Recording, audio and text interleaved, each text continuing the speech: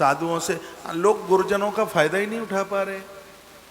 थोड़ी सी तो मुलाकात होती है, वो अट्टू बट्टू टपर टप्पू में बातों में वो टाइम निकाल देते हैं। बस महाराज जी इतनी प्लॉट की रजिस्ट्री हो गई है, ये हो गया है, वो हो गया है, ये मकान बना लिया है, प्लॉट खरीद लिया है, वहाँ ये हो गया है, अभी वहाँ समध्याने में गए थे, बम्बई में गए, कलकत्ता में गए, यहाँ गए और पता नहीं कहाँ कहाँ गए। बस इतने में टाइम पूरा। जी अब चलिए जी, अब हम जा रहे हैं मंगलवाणी में, अब चले हम धर्म यात्रा में, टाइम हो गया पूरा।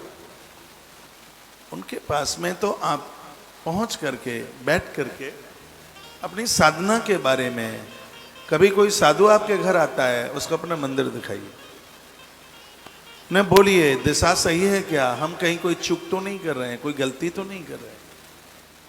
मंदिर नहीं दिखाते उन्हें, हाँ।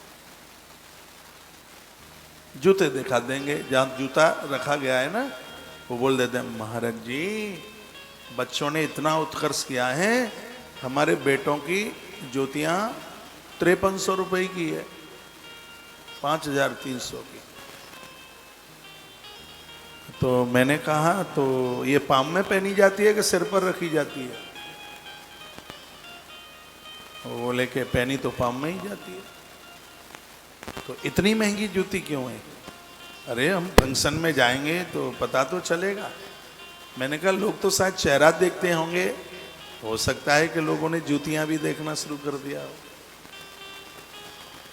साधु आपके घर आता है, अपना मंदिर दिखाइए, अपने भजन के बारे में चर्चा कीजिए, भजन नहीं भजन, आराधना साधना। उन्हें पूछिए कि पूजा के बाद तुलसी कहाँ रखें, तुलसी का गरुआ गमला कहाँ रखें, तुलसी का, तुलसी के लिए भी एक स्थान है। ईशान कोण में तुलसी बहुत प्रभावशाली होती है, घर के मध्य में तुलसी बहुत प्रभावशाली होती है।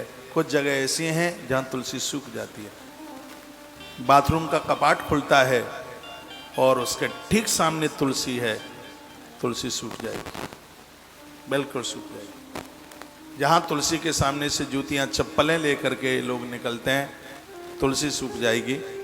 ऋतु काल में नारी तुलसी के सामने से निकलेगी, तुलसी सूख जाएगी। जिस घर में से रोटी गौमाता को नहीं दी जाएगी, तुलसी सूख जाएगी, बिल्कुल सूख जाएगी। जहाँ नारियाँ स्वच्छता पवित्रता का ध्यान नहीं रखती, वहाँ तुलसी सूख जाएगी। और घर में तुलसी का सूखना शुभ नहीं होता। अब सर्दी में कोहरा पड़ा है, वो सूख जाए बात अलग है, लेकिन बिना कारण के तुलसी सूख रही है, वो ठीक नहीं है, वो बढ़िया नहीं है।